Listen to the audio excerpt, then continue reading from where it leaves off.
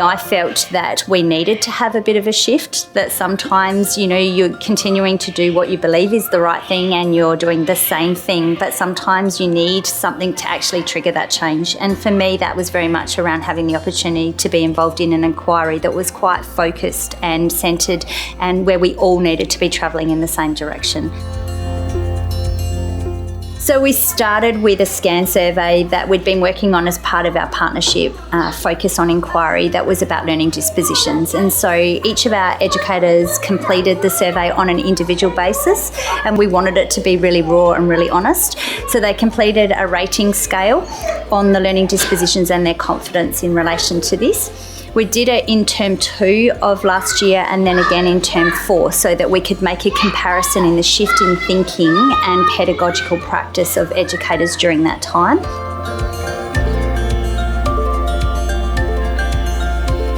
The scan document was really important to use with our staff because it gave them an opportunity just to feel comfortable and safe within an inquiry environment. It opened up the idea of challenging themselves and understanding that they perhaps don't know everything, but perhaps there are other educators, maybe even those with higher qualifications, and then they actually realise they don't know everything as well. So we're all working together as a team on the same page.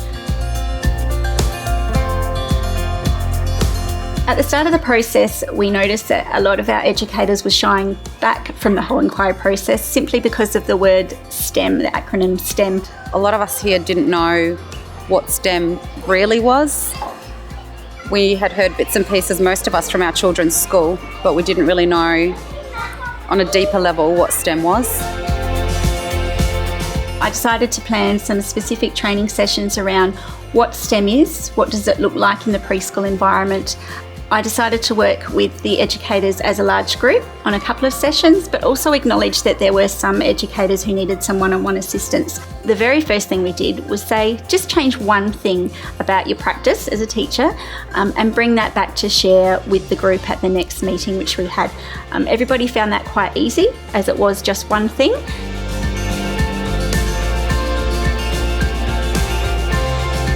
Everything that happened on our site was around our existing structures and with existing budgets. So it was really important to be mindful of how to provide time for people to be able to think, to be able to plan and to be able to actively engage in the project so that we could maximise that change in pedagogical thinking.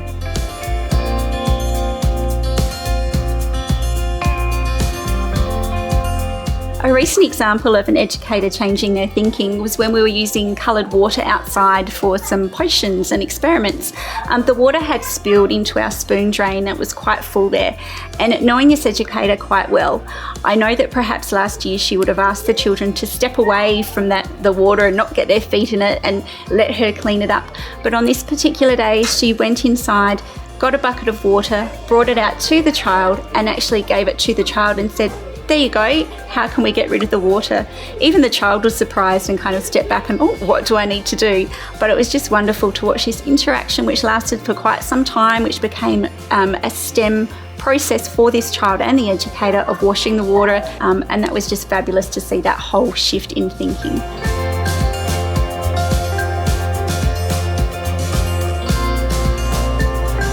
She was thinking about the science that was behind the water going down the drain, the maths, how many buckets of water would that child need, the technology of actually using the bucket and even looking at the engineering of the drain and such.